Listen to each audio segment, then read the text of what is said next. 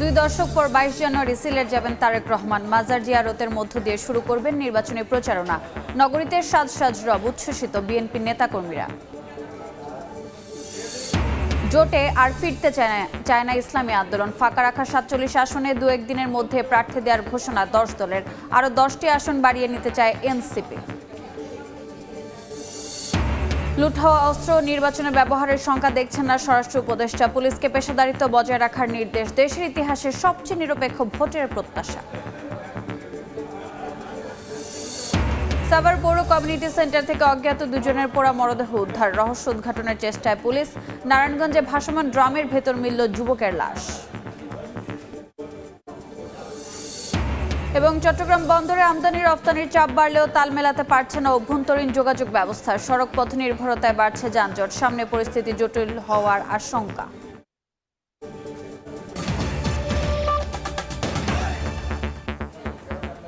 বাংলার সময় সঙ্গে আছে আমি রোজা চৌধুরী। ২ দশক পর সিলেট সফরে বিএনপির চেয়ারম্যান তারেক রহমান। সর্বশেষ ২০০৫ সালে দলের সিনিয়র যুগ্ম মহাসচিব হিসেবে এসেছিলেন তিনি। দেশে ফেরার পর এটিই হবে তার প্রথম জনসভা। নগরীর আলিয়া মাদ্রাসা মাঠ থেকে শুরু করবেন নির্বাচনী প্রচারণা। বিএনপি চেয়ারম্যানের সিলেট আগমন ঘিরে নেতাকর্মী ও সাধারণ মানুষের মধ্যে বিপুল উৎসাহ তৈরি হয়েছে। নওশাদ আহমদ চৌধুরীর ছবিতে ইকরামুল কবিরের রিপোর্ট। হিসাবে উপস্থিত থাকবেন মজলুম জননেতা বিএনপির চেয়ারম্যান জনাব তারেক রহমান। বিএনপি চেয়ারম্যান তারেক রহমানের সিলেট সফর ঘিরে দল এবং সর্বস্তরের মানুষের মাঝে উৎসাহ উদ্দীপনা। ১৯৯১ সালে তত্ত্বাবধায়ক সরকার ব্যবস্থা প্রবর্তনের পর থেকে তৎকালীন বিএনপি চেয়ারপারসন বেগম খালেদা জিয়া আনুষ্ঠানিকভাবে হজরত শাহজালাল রহমতুল্লাহ আলাইহি ও হজরত শাহপরান রহমতুল্লাহ আলাইহির মাজার জিয়ারতের মাধ্যমে নির্বাচনী প্রচারণা শুরু করতেন। সে ধারাবাহিকতায় তার ছেলে দলের বর্তমান চেয়ারম্যান তারেক রহমানও একইভাবে ২২ জানুয়ারি শুরু করবেন নির্বাচনী প্রচারণা। এ সফর নিয়ে উচ্ছ্বসিত দলের নেতাকর্মী ও জেলাবাসী। তারেক রহমান হলো আমাদের সিলেটের দামাল। আমরা সকল উৎসাহিত যে আমাদের নেতা সিলেটে আগামী ২২ তারিখে আসবে। অবশ্যই ভালো লাগতেছে, যেহেতু বিএনপির প্রচারণা সিলেট থেকে শুরু হয়েছে। অবশ্যই আমাদের একটা গর্বের বিষয় আছে।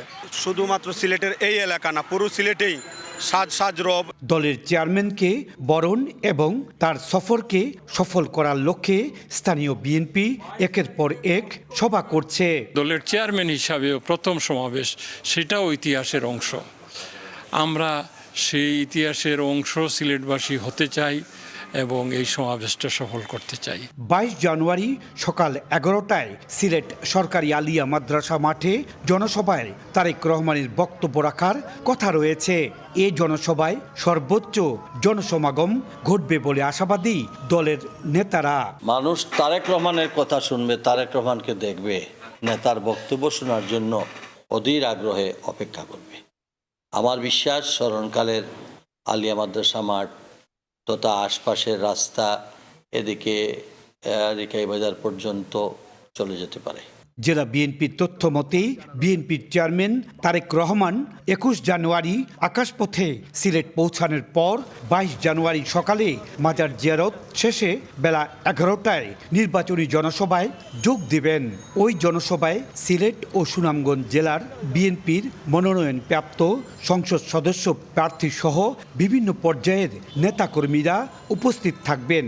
জনসভা শেষে সড়কপথে মৌলভীবাজারের শেরপুর এবং হবিগঞ্জের শায়েস্তাগঞ্জে আরও ২টি জনসভায় প্রধান অতিথির বক্তব্য দেওয়ার কথা রয়েছে তাঁর।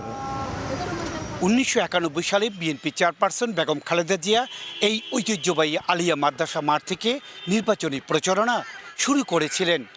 তারই ধারাবাহিকতায় ২২ জানুয়ারি বিএনপি চেয়ারম্যান তারেক রহমান এই মাঠ থেকেই নির্বাচনী প্রচারণা শুরু করবেন।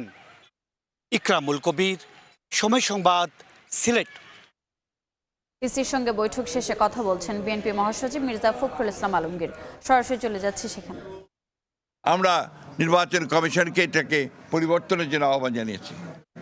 এছাড়া আমরা দেশে পোস্টাল ব্যালটের ব্যাপারে, অর্থাৎ যারা বিভিন্ন দায়িত্বে থাকবে নির্বাচনের দিন, তারা যে পোস্টাল ব্যালটে ভোট দেবেন, আমরা অনুরোধ করেছি এবং আমরা চেয়েছি যে তারা যেন সেটা আমাদের যেটা প্রতীক, সেই প্রতীক বিতরণের পরেই যেন দেওয়া হয়, অর্থাৎ সঠিকভাবে একটা পোস্টাল ব্যালট আমরা যেভাবে ভোট দেই সেইভাবে যেন সেই পোস্টাল ব্যালটও ব্যবস্থা করা হয়।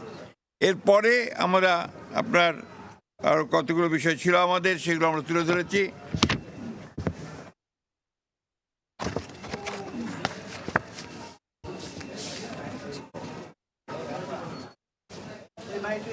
এনআইডি বিকাশ নম্বর, মোবাইল নম্বর সংগ্রহ।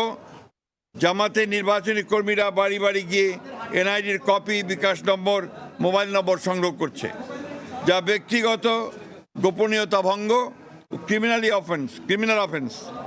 এই বিষয়ে আমরা ইতিপূর্বে আচরণবিধি ভঙ্গের আপত্তি জানিয়েছি।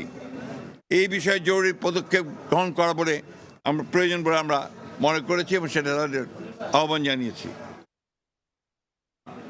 লেভেল প্লেয়িং ফিল্ডে বাংলাদেশ জাতীয় দল বিএনপি আসন্ন জাতীয় সংসদ নির্বাচনে সুষ্ঠু, অবাধ, অংশগ্রহণমূলক, গ্রহণযোগ্য করার জন্য লেভেল প্লেয়িং ফিল্ডে বিশ্বাসী। এই জন্য আমাদের দলের চেয়ারম্যান ব্যক্তিগত সফর বাতিল করেছেন, অথচ বিভিন্ন রাজনৈতিক দলের দলীয় প্রধান সহ অন্যান্য গুরুত্বপূর্ণ ব্যক্তিরা প্রতিনিয়ত আচরণবিধি ভঙ্গ করে দলীয় প্রচারণা চালাচ্ছে। এই বিষয়ে আমরা জরুরি ব্যবস্থা গ্রহণ করার জন্য অনুরোধ জানিয়েছি।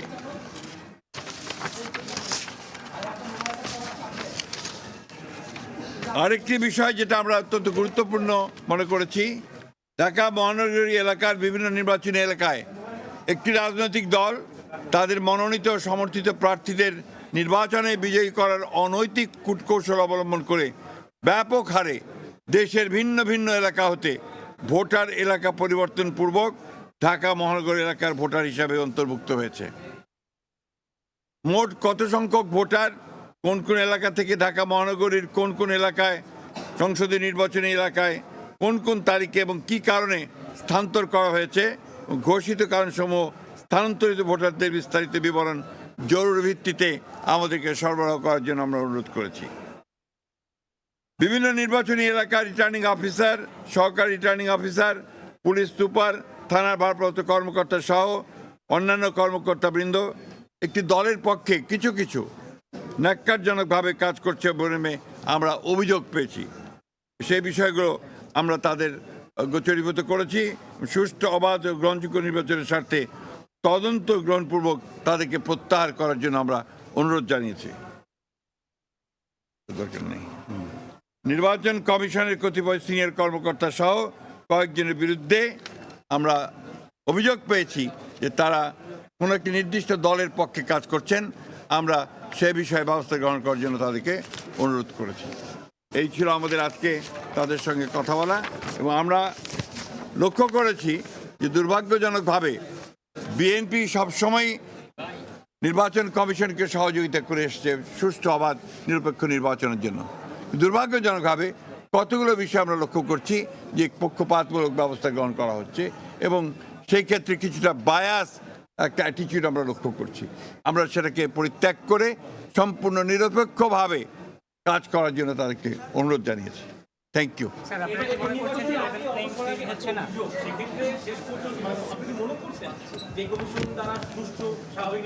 আমরা সবসময় মনে করেছি যে এই কমিশন দ্বারা সুষ্ঠু নির্বাচন সম্ভব, যদি ছোট ছোট সমস্যাগুলোকে সমাধান করা যায়, এবং আমরা যে বিষয়গুলো তাদের সামনে এনেছি তারা সেগুলো সমাধান করতে পারেন। আপনারা কি মনে করছেন লেভেল প্লেইং ফিল্ড হচ্ছে না? আমরা মনে করেছি লেভেল প্লেইং ফিল্ডের চেষ্টা তাদের আছে, ছোটোখাটো কিছু ত্রুটি আছে, সেগুলো তারা ঠিক করে নিতে পারবেন বলে আমরা বিশ্বাস করি। সরাসরি যুক্ত ছিলাম রাজধানীর আগারগাঁয়। মির্জা ফখরুল ইসলাম আলমগীরের বক্তব্যের বাকি অংশ দেখতে ভিজিট করুন সময় টিভির ফেসবুক পেজে।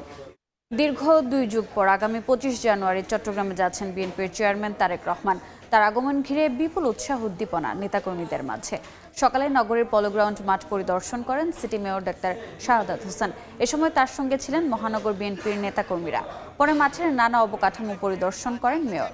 এই মাঠে জনসভায় বক্তব্য রাখবেন তারেক রহমান। 2012 সালে বেগম খালেদা জিয়া এই মাঠে জনসভা করেছিলেন। এর আগে 2005 সালে চট্টগ্রামে সর্বশেষ এসেছিলেন তারেক রহমান।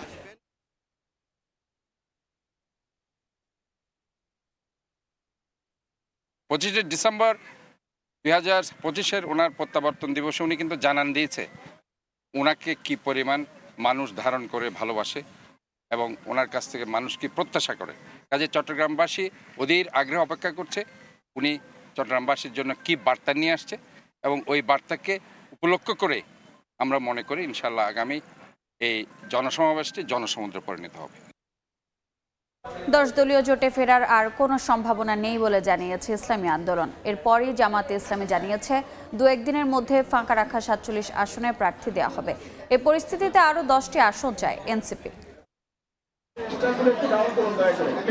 নানা নাটকীয়তার মধ্যে দিয়ে জরুরি সংবাদ সম্মেলন ডেকে 11 দলীয় জোট থেকে বেরিয়ে যাওয়ার ঘোষণা দেয় ইসলামী আন্দোলন। 268 জন সংসদ সদস্য প্রার্থী এখনো পর্যন্ত মাঠে কাজ করছেন।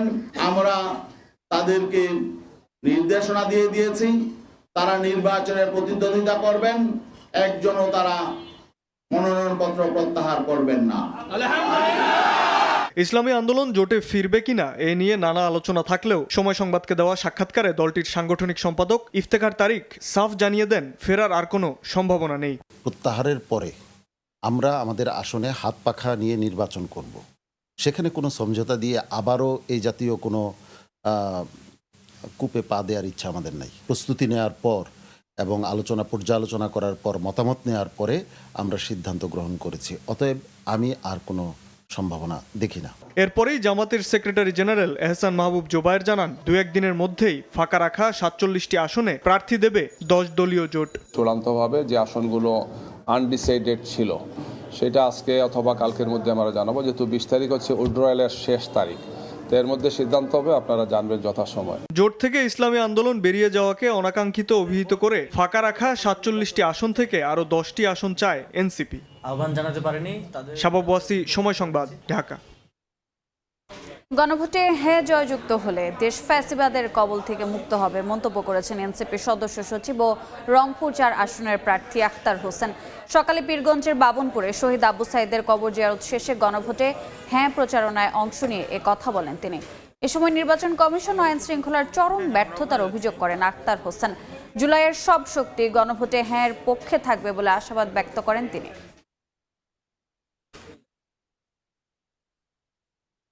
আবু সাইদ যে নতুন বাংলাদেশের জন্য জীবন দিয়েছিলেন, একটা ফেসিবাদ মুক্ত বাংলাদেশ, একটা গণতন্ত্রের বাংলাদেশ যেখানে মানুষের ভোটাধিকার থাকবে এবং রাষ্ট্রীয় প্রতিষ্ঠানগুলো সুন্দরভাবে নাগরিককে সেবা প্রদান করবে এবং একই সাথে এক দলের কর্তৃত্ব বা এক ব্যক্তির কর্তৃত্বে নয় এবং একটা অংশগ্রহণমূলক পদ্ধতির মধ্য দিয়ে রাষ্ট্র কাঠামোটা পরিচালিত হবে। হা ভোটকে জয়যুক্ত করে বাংলাদেশ যে পুরনো ফেসিবাদী কাঠামো সেখান থেকে উত্তরণের দিকে অগ্রসর হবে এবং নতুন এক গণতান্ত্রিক কাঠামোর দিকে আমরা ধাবিত হব।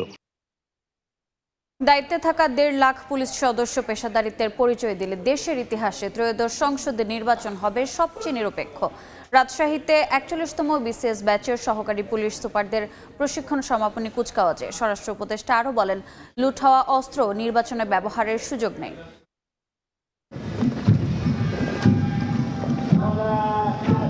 দীপ্ত পদচারণা আর চোখে অদম্য আত্মবিশ্বাস, শৃঙ্খলা সাহসের ছন্দে মুখর রাজশাহীর সারদায় বাংলাদেশ পুলিশ একাডেমির প্যারেড গ্রাউন্ড। বিসিএস পুলিশ প্রশাসনের 41তম ব্যাচের শিক্ষানবিশ সহকারী পুলিশ সুপারদের কুচকাওয়াজে ফুটে ওঠে দায়িত্ববোধ, নেতৃত্ব আর দেশ সেবার অঙ্গীকার। অনুষ্ঠানে প্রধান অতিথি ছিলেন স্বরাষ্ট্র উপদেষ্টা লেফটেন্যান্ট জেনারেল জাহাঙ্গীর আলম চৌধুরী। অভিবাদন গ্রহণ শেষে বক্তব্য রাখেন তিনি। বলেন, পুলিশ পেশাদারিত্বের সঙ্গে কাজ করলে দেশের ইতিহাসে ত্রয়োদশ জাতীয় সংসদ নির্বাচন হবে সবচেয়ে নিরপেক্ষ নির্বাচন। আমি আশা করি আপনারা পেশাদারিত্বের পরিচয় দিয়ে বাংলাদেশের ইতিহাসে সবচেয়ে নিরপেক্ষ নির্বাচন অনুষ্ঠানের কার্যকর ভূমিকা পালন করবেন। কোনো প্রার্থী বা এজেন্টের নিকটে কোনো প্রকার অনৈতিক বা অবৈধ আর্থিক সুবিধা গ্রহণ করবেন না। পরে প্রশ্নের জবাবে স্বরাষ্ট্র উপদেষ্টা বলেন, পুলিশের লুট হওয়া অস্ত্র নির্বাচনকালীন সময়ে ব্যবহার হওয়ার আশঙ্কা নেই। প্রতিবেশী দেশের সীমান্ত থেকে আসা অস্ত্র উদ্ধার করা হচ্ছে। আমাদের যে অস্ত্রগুলি যে লুট হয়ে গেছে আমাদের থানা থেকে, ওই অস্ত্র কিছু আছে যারা আমাদের এখন উদ্ধার করা সম্ভব হয় না, বাট এই অস্ত্রগুলি ইলেকশনের সময় এরা ব্যবহার করতে পারবে না। এই যে প্রতিশ্রুতি আমি আপনাদের দিতে পারি। জঙ্গি ও চরমপন্থী আগের তুলনায় অনেক কমেছে জানিয়ে বলেন, ফ্যাসিস্ট জঙ্গি রয়েছে, তবে তারা অন্যান্য দেশে অবস্থান করছে, তাদের ফেরত এনে আইনের মুখোমুখি করা হবে। এই জঙ্গিগুলিরে আমরা অন্যান্য দেশে যারা আশ্রয় নিচ্ছে তাদের যেন আমরা খুব তাড়াতাড়ি নিয়ে আসতে পারি এই দেশে এবং আইনের আওতায় আনতে পারি, এই যে আমরা ব্যবস্থা করতেছি। 2025 সালের 15 ফেব্রুয়ারি শুরু হওয়া 41তম বিসিএস পুলিশ ব্যাচের প্রশিক্ষণে 96 জন প্রশিক্ষণ নেন। মওদুদ রানা, সময় সংবাদ, রাজশাহী। বাংলার সময় আরও থাকছে। ময়মনসিংহে বাড়ছে বিবাহ বিচ্ছেদ, প্রতিদিন জমা পড়ছে অন্তত 20টি আবেদন। পরকীয়া, বাল্যবিয়ে, পারিবারিক সহিংসতা বাড়াচ্ছে ভাঙনের ঝুঁকি। আসন্ন ত্রয়োদশ জাতীয় নির্বাচনের সার্বিক বিষয়ে জানতে নাটোর পুলিশ সুপার ও জেলা প্রশাসকের সঙ্গে মতবিনিময় করেছেন ইউরোপীয় ইউনিয়নের পর্যবেক্ষক দল। দুপুরে টিম লিডার ইকার্টের নেতৃত্বে ইউরোপীয় ইউনিয়নের 4 সদস্যের প্রতিনিধি দল প্রথমে নাটোরের পুলিশ সুপার আব্দুল ওয়াহাবের সঙ্গে বৈঠক করেন, পরে জেলা প্রশাসক আসমা শাহিনের সঙ্গে বৈঠক করেন তারা। নির্বাচন পূর্ব আইনশৃঙ্খলা পরিস্থিতি নিয়ে সন্তোষ প্রকাশ করে ইইউর প্রতিনিধি দল। সাভার পৌর কমিউনিটি সেন্টার থেকে অজ্ঞাত দুজনের পোড়া মরদেহ উদ্ধার করা হয়েছে। অন্যদিকে নারায়ণগঞ্জে ভাসমান ড্রামের ভেতর মিলল যুবকের লাশ। দুপুরে সাভারে পরিত্যক্ত পৌর কমিউনিটি সেন্টারে দ্বিতীয় তলায় অজ্ঞাত দুজনের পোড়া মরদেহ উদ্ধার করা হয়েছে। গত 6 মাসে ভবনটিতে 5 জনের মরদেহ উদ্ধার করে পুলিশ। পৌর কমিউনিটি সেন্টারটি 2024 সালের 5ই আগস্ট পুড়িয়ে দেওয়া হয়। এরপর থেকে পরিত্যক্ত ভবনটিতে মাদক সেবী সহ অপরাধীদের অভয় আশ্রমে পরিণত হয়। এদিকে নারায়ণগঞ্জের সিদ্ধিরগঞ্জে খালের পানিতে নীল রঙের প্লাস্টিকের একটি ড্রামের ভেতর থেকে হাত পা বাঁধা অবস্থায় মোহাম্মদ আলী নামে এক যুবকের লাশ উদ্ধার করেছে পুলিশ। বাংলার সময় আরও থাকছে। বসত ভিটার ফসলের ক্ষেতের পাশে অবাধে চলছে ইটভাটা।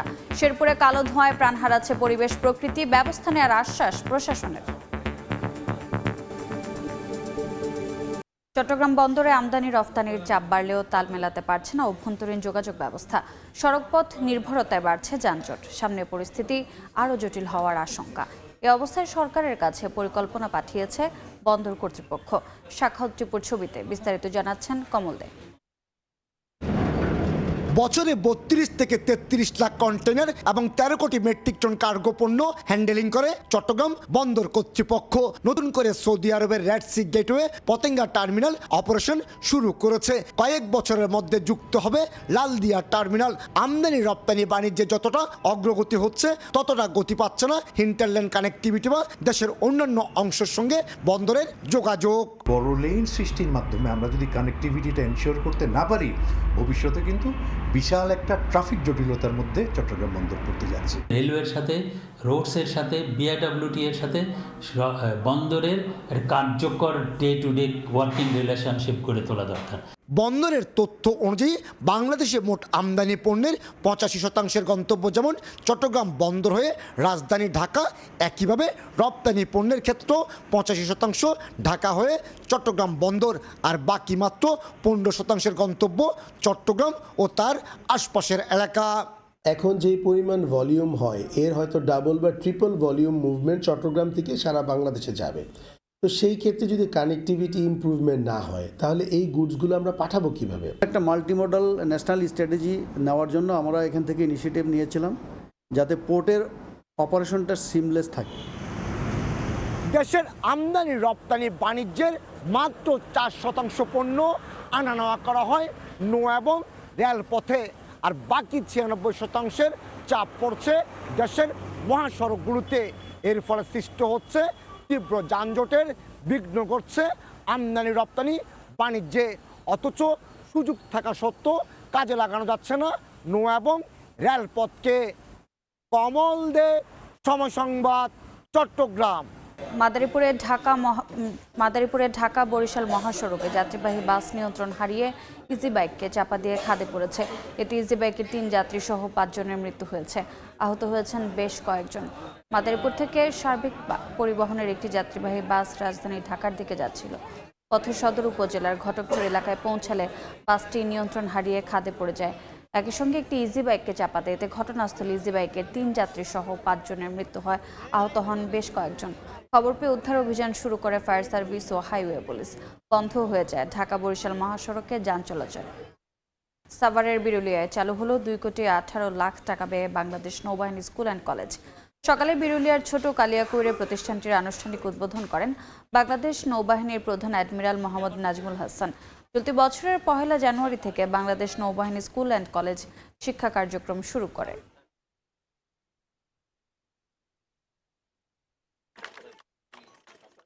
বাংলার সময়ের শীর্ষ সংবাদগুলো জানিয়ে দিচ্ছে আরেকবার। 2 দশক পর 22 জানুয়ারি সিলেট যাবেন তারেক রহমান। মাজার জিয়ারতের মধ্য দিয়ে শুরু করবেন নির্বাচনী প্রচারণা। নগরীতে সাজ সাজ রব, উচ্ছ্বসিত বিএনপি নেতাকর্মীরা।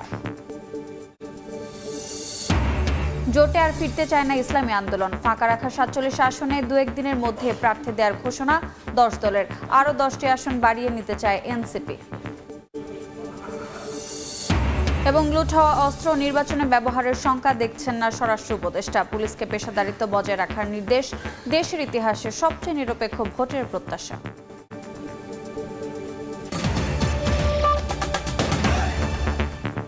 এই ছিল বাংলার সময়। এরপর সন্ধ্যার সময় নিয়ে সঙ্গে থাকবেন গোলাম রাব্বি। রোজা, আপনাকে ধন্যবাদ। সন্ধ্যার সময় নিয়ে আসছে কিছুক্ষণ পর, সঙ্গেই থাকুন সময়।